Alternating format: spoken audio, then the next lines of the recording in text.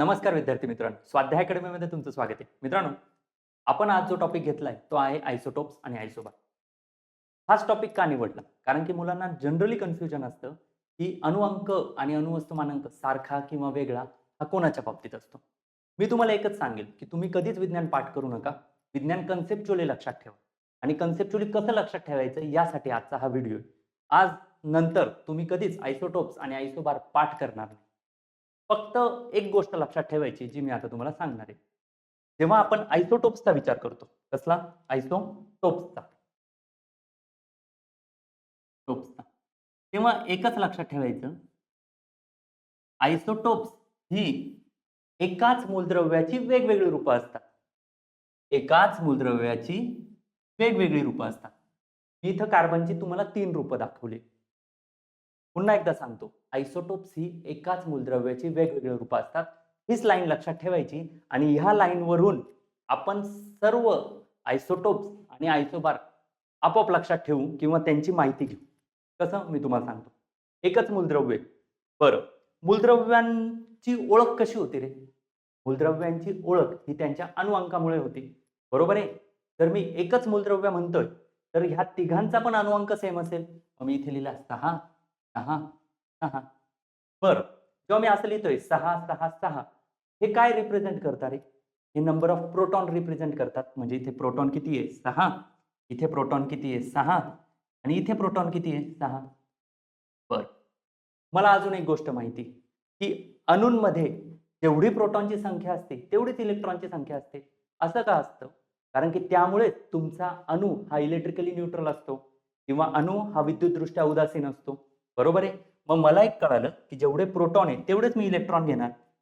6 electron 6 आणि electron 6. बरं, ठीक आहे. अजून एक गोष्ट असते अणूमध्ये ती म्हणजे न्यूट्रॉन. बरोबर आहे? ठीक आहे. मग मी इथे न्यूट्रॉन लिहिणार 6. बरं.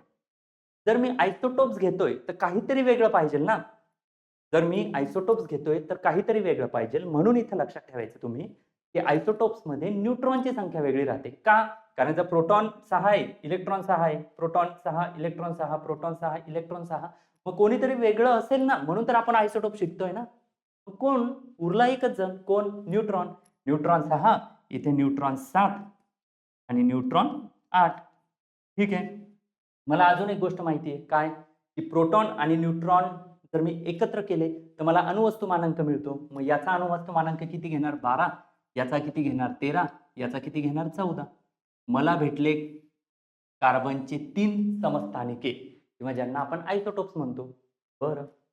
अजून एक गोष्ट. आयसोटोप्सच्या बाबतीत काय रे? आयसोटोप्सच्या बाबतीत आयसोटोपची केमिकल प्रॉपर्टी सेम असते आणि फिजिकल प्रॉपर्टी डिफरंट असते. मी असं का म्हटलं? केमिकल प्रॉपर्टी ही कोणत्या गोष्टीवर डिपेंड असते?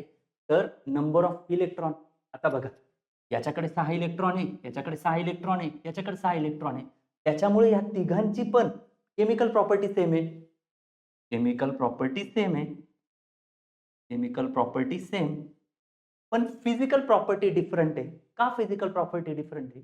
कारण की फिजिकल प्रॉपर्टी म्हणजे तुम्ही अणुवस्तुमानांकाशी जोडू शकतात. याचा अणुवस्तुमानांक 12 आहे, याचा 13 आहे, याचा 14 आहे. म्हणून आपण असं म्हणू शकतो, की हा थोडा कमी जड आहे, हा थोडा जास्त जड आहे आणि हा त्याच्यापेक्षा जास्त जड आहे. म्हणजे हे फिजिकली डिफरंट आहे. कसे?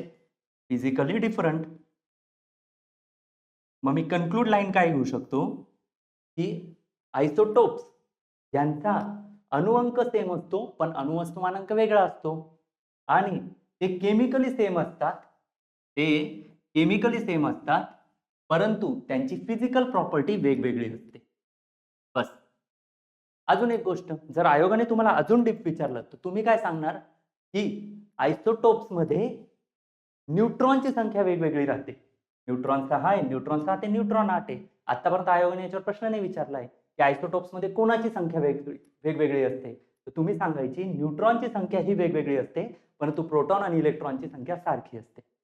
मी एवढं जेवढं तुम्हाला आयसोटोप्सबद्दल सांगितलंय, त्याच्यात सगळं उलटं आयसोबार बाबत करायचंय. ठीक आहे? तर मित्रांनो, आपण अशीच एक बॅच आणणार आहे, जिच्यामध्ये मी अशा पद्धतीने शिकवलंय. ती बॅच लवकरच तुमच्या भेटीला येईल. तुम्ही स्वाध्याय अकॅडमीला सबस्क्राईब केलं नसेल तर सबस्क्राईब केला आणि हा व्हिडिओ बघितला त्याच्याबद्दल खरंच धन्यवाद. Thank you.